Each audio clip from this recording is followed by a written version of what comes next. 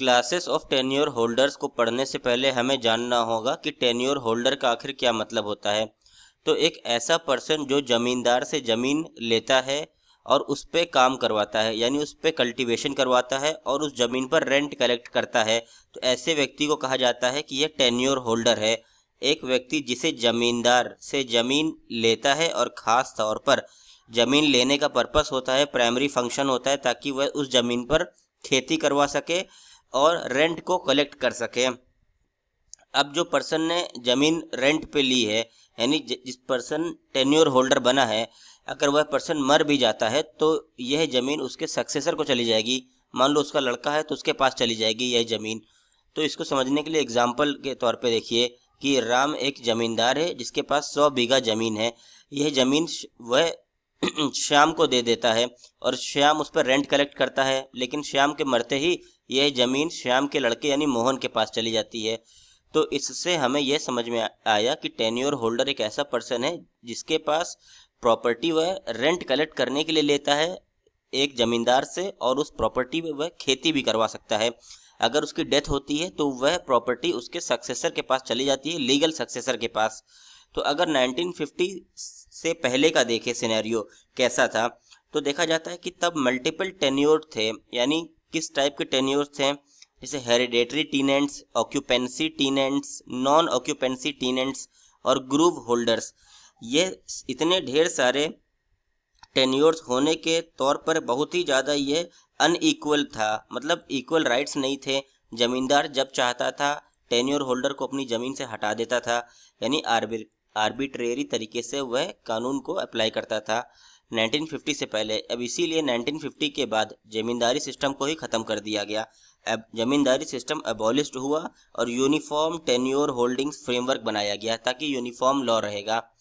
अब टॉपिक शुरू होता है कि कितने तरह के क्लासेस ऑफ टेन्योर होल्डर्स हैं। तो सबसे पहले सेक्शन 75 हम लोग जब पढ़ते हैं तो उसमें मिलता है भूमिदार विद ट्रांसफरेबल राइट्स।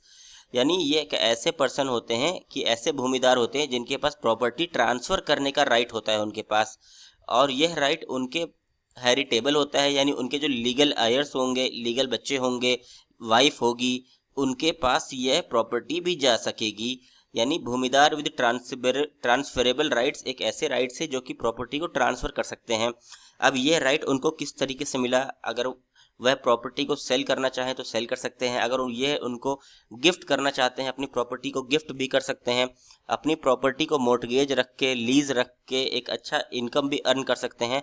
तो ओवरऑल ये समझ में आता है कि जो भूमिदार विद ट्रांसफरेबल राइट्स हैं वह एक अपनी प्रॉपर्टी के खुद स्वयं मालिक हैं, यानी स्वतः वह अपनी प्रॉपर्टी को सेल कर सकते हैं, किसी को दे सकते हैं, भाड़े पे चढ़ा सकते हैं।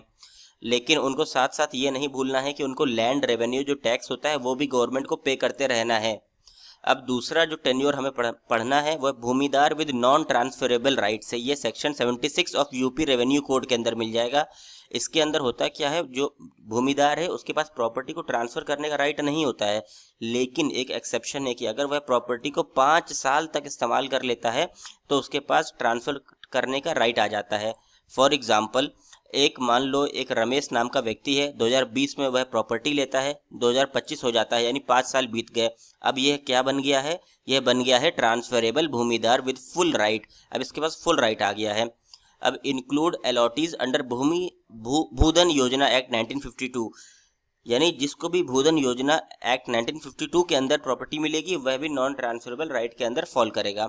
अब आसामी जो तीसरा क्लास टेन्योर है हम लोग का, वह आसामी है। आसामी एक तरह का रेंटर होता है, इस यानी रेंटर कह सकते हैं, ये सब टीनेंट पोजीशन को होल्ड करता है। इस जब भारी रेंटर हो तुम तो प्रॉपर्टी को ट्रांसफ़र कर ही नहीं सकते हो, तो can not transfer land right. जो भी लैंड राइट होगा किसी को ट्रांसफ़र नहीं कर पाएगा, और इसको जैसे एक किराएदार को प्रोटेक्शन मिलती है कि उसे मनमाने तरीके से प्रॉपर्टी से नहीं हटाया जा सकता, वैसे ही आसामी को भी लैंड से आर्बिट्रेरी तरीके से नहीं एविक्ट किया जा सकता।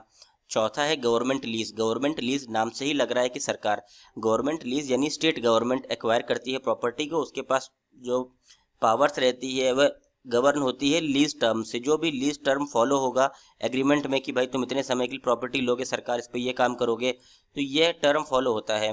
ये इंट्रोड्यूस्ड थ्रू 1958 अमेंडमेंट, 1958 के अमेंडमेंट से ये इंट्रोड्यूस हुआ है गवर्नमेंट लीज। अब देखा जाए क्रिटिकल लीगल